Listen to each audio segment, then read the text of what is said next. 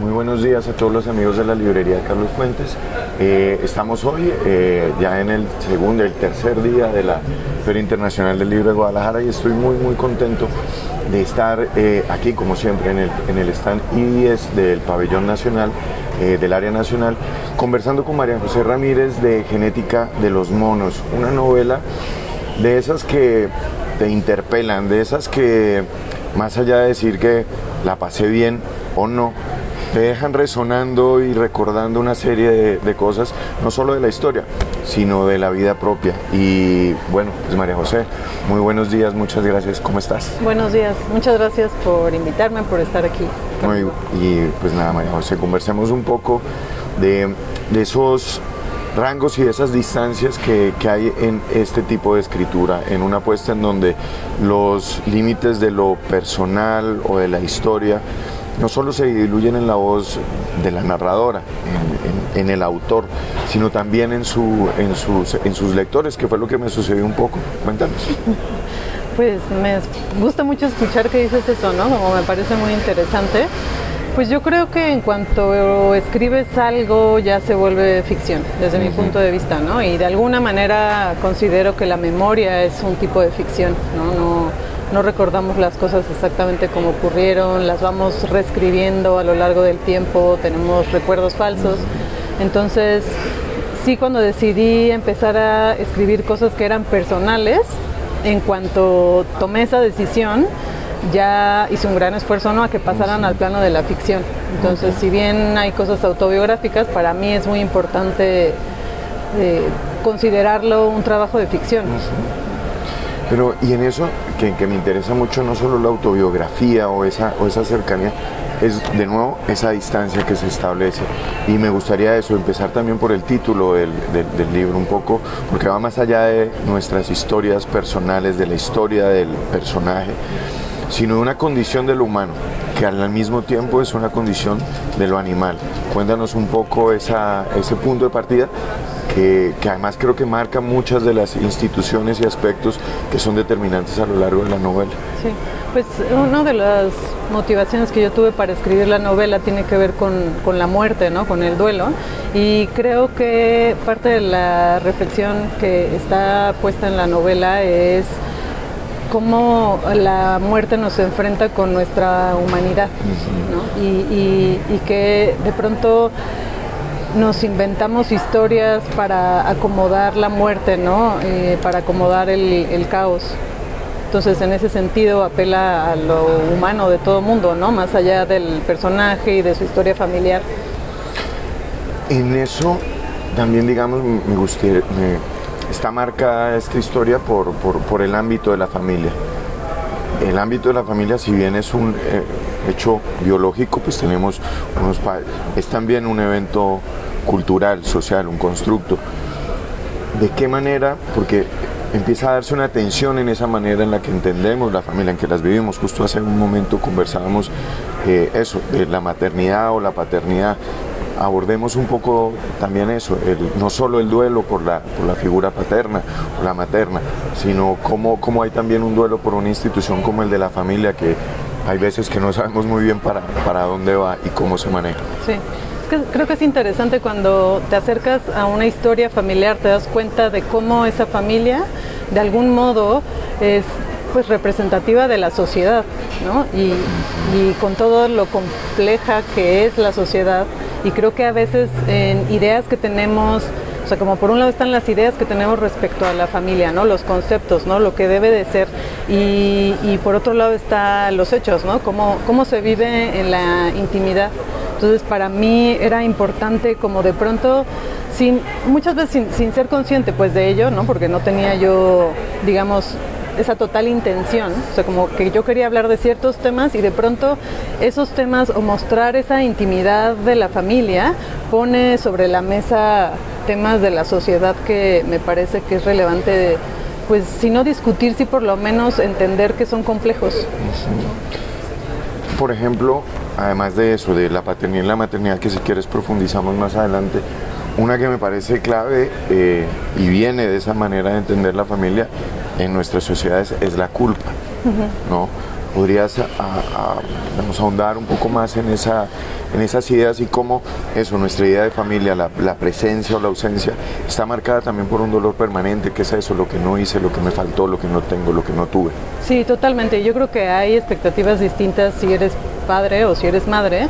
A mí, en lo personal, como que la maternidad me confrontó con esa educación que tiene que ver con la culpa, ¿no? Con sentirte que algo hiciste muy mal porque no estás cumpliendo con una expectativa o con un ideal, ¿no? Y es interesante porque yo creo que la culpa es, no sé en dónde leí esto, ¿no? Como la más inútil de las emociones, ¿no?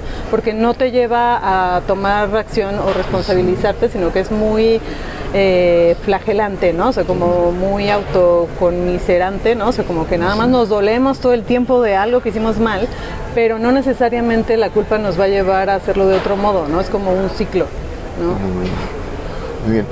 Y hay otra cosa y volviendo a la condición de lo humano y de lo animal, hay momentos en los que sentía un poco recuerdos de fábulas, no sé, como esa imagen permanente, la mención a los animales, y un poco como esas maneras de aprender a través pues eso, de esos seres que vemos muy, muy lejanos, pero básicamente nuestro ADN y el de los simios es prácticamente el mismo. Sí, a mí me resulta muy emocionante como aprender acerca de otras especies, pero creo que porque de algún modo como que refleja la experiencia humana, ¿no? O sea, como que nos hemos escindido un poco del mundo animal y al final lo que somos es que somos otros animales, ¿no? Con una inteligencia más evolucionada, ¿no? Pero a fin de cuentas conservamos un montón de cosas que tienen que ver con, pues sí, con que venimos de los, ¿no? De los monos. Entonces como que quería yo que eso fuera algo que acompañara al personaje a lo largo de toda la novela.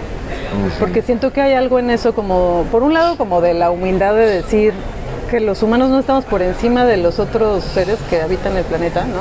Un poco hippie, pero creo que es muy necesario como entendernos como parte de algo en lugar de como los jefes, ¿no? O los dueños del planeta y de los recursos ¿no? Y que creo que de alguna manera como asumirnos parte de la naturaleza y así hace que nos volvamos más humanos en nuestra forma de relacionarnos.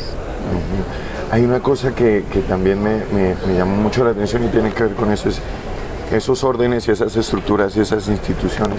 Hablemos un poco de esa idea de lo patriarcal que hay, ¿no? Que un poco eso, sentirse que el ser humano está por encima, un poco nos habla de toda una manera de entender el mundo en donde un rol o el otro te pone en una situación de desventaja, en un juego constante de poder, y que está presente eso desde los momentos de nuestra más tierna infancia hasta, digamos, cuando ya creemos que somos unos adultos serios y responsables y nada. Sí, a mí me ha pasado que el otro día alguien cuestionaba, ¿no? Si el patriarcado era realmente todo, ¿no? Si era esta como estructura que subyacía.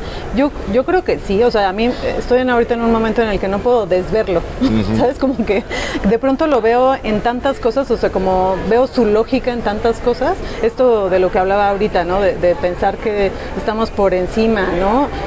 Pues es la idea del hombre, ¿no? O sea, no de la humanidad, sino del hombre, ¿no? Al que Dios le dijo, este es tu jardín y tú haces aquí lo que tú quieras y vas a ponerle nombre a los animales. O sea, creo que por ahí, por ejemplo, ahí está, ¿no? O sea, no se puede negar, ¿no?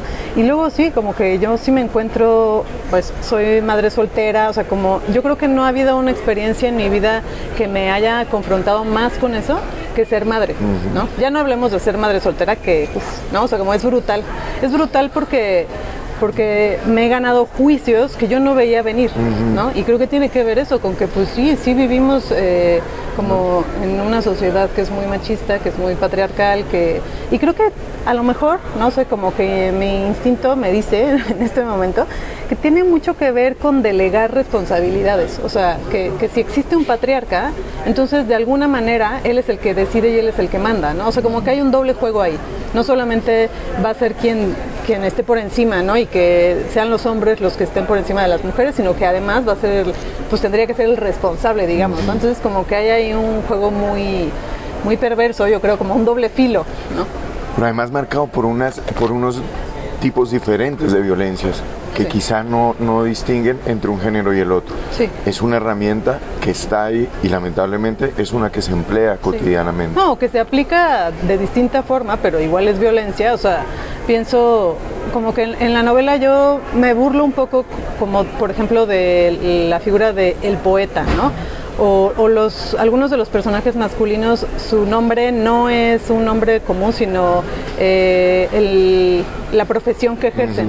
Y para mí todo eso tiene que ver como con restarle solemnidad a esta figura masculina como lo que debe ser un hombre, que siento que pues que pesa mucho y que también implica ciertas violencias, porque en cuanto un hombre se sale de ese esquema, pues no es suficiente, es poco hombre, ¿sí me explico? O sea, como que opera igual de violento, no igual de violento, pero igual violentamente, ¿no? Hacia los hombres.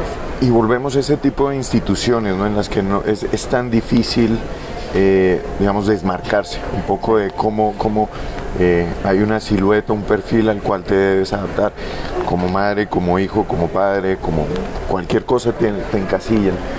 Y eso me parece, digamos, muy interesante la manera en la que logras empezar y a eso iba el comentario inicial, porque la discusión no se queda solo en un texto, no es una historia, sino que empieza a tocar una serie de elementos que no solo como lector, sino que están apelando a una sociedad y que le están diciendo, hey, foquito no solo naranja, rojo con todo lo que está sucediendo acá, ¿no? Eso me pareció, digamos, como muy acertado y no lo disfruté, pero sí, digamos, en términos de un placer ligero, sino de ese tipo de interpelación y ese tipo de novelas que te tocan y te dicen, a ver, güey, buenos días, ¿cómo estás? ¿No? Abre los ojos un poco más. Y nada, hay otra cosa que quería que tocáramos, es si algo nos diferencia, ahí sí, de los animales, podríamos decir que son dos cosas, la escritura o el lenguaje, pero también los dibujos. Cuéntanos un poco de esa faceta que me interesa mucho de la ilustración y cómo hay unos procesos creativos que van acompañando tu vida, ¿no? Sí. El dibujo y la escritura, y eso, decisiones como las de empezar a escribir sobre temas que podrían resultar mucho más próximos que cualquier historia, digamos, que se nos haya ocurrido, sino algo en donde además el personaje se asemeje tanto que pueda compartir el nombre con su autora. Sí. Bueno, pues por un lado, respecto al dibujo, a mí me gustaba mucho dibujar de niña, pero justo como en estas expectativas de que decidas una profesión, como que yo lo dejé de lado, ¿no? O sea, como lo seguía haciendo, pero no era como, digamos, a lo que me iba a dedicar cuando decidí estudiar letras. Y entonces después me encontré yo, por azares del destino, con una escritora que se llama Abril Castillo, que también es ilustradora y que además ha hecho un montón de cosas por la ilustración en México, ¿no? Para que se profesionalice, ¿no? Como tal. Y ella me dijo, pero como, ¿por qué no? Porque ella también estudió letras, ¿no? Y entonces era como, ¿por qué tienes que dejar de hacer una cosa, no? O sea, no, como tú puedes hacer lo que quieras, ¿no? Y yo como de, ok. Y entonces, en 2008 más o menos, como que decidí darle una oportunidad a la ilustración en términos profesionales, ¿no? Solamente que creo que son procesos para mí muy distintos, ¿no? Ayer escuchaba a una ilustradora que se llama Elena Ortega Helcat y ella decía, yo necesito primero dibujar para encontrar las palabras y yo escribo primero, ¿no? O sea, como que siento que la escritura, aunque me resulta mucho más conflictiva, ¿no? En mi fuero interno, ¿no? Y como en términos de procesos, yo primero escribo y después dibujo y el dibujo creo que para mí es algo mucho más terapéutico, ¿no? Sí creo totalmente, o sea, como que cuando yo estoy dibujando me relajo, ¿no? Y la escritura no es así, ¿no? O sea, la escritura es un conflicto constante con las palabras y con qué decisiones voy a tomar, ¿no? Entonces sí son distintos y creo que a veces me sirve hacer uno para descansar del otro, ¿no? A veces digo, tengo muchísimas ganas de dibujar, ¿no? Como que después de haber escrito y luego otra vez, ¿no? Es como un círculo. Yo creo que la imaginación es lo que nos distingue, ¿no? Del resto de los animales, ¿no? Creo que en general cuando observamos otros animales, el grado en el que los otros animales juegan, dedican tiempo a jugar, por ejemplo, habla de su inteligencia, pero nosotros sí que el juego lo hemos llevado mucho más lejos, ¿no? ¿Por qué? Porque tenemos historias, tenemos religiones, tenemos como un montón de cosas que tienen que ver con el mundo de la imaginación, ¿no? Entonces sí creo que todo acto de creación está relacionado con eso, ¿no? Con la imaginación. Muy bien, pues María José, muchísimas gracias por estos minutos que nos das a la librería Carlos Fuentes y a todos sus seguidores, a todos los que nos ven. Una recomendación de Genética de los Monos te va a interpelar, te va a hacer recordar muchas cosas, te va a hacer pensar en muchas cosas, imaginar otras. Y pues nada, muchísimas gracias María José por esto. Además recordar después el premio Aura Estrada 2011. 2011. Muy bien.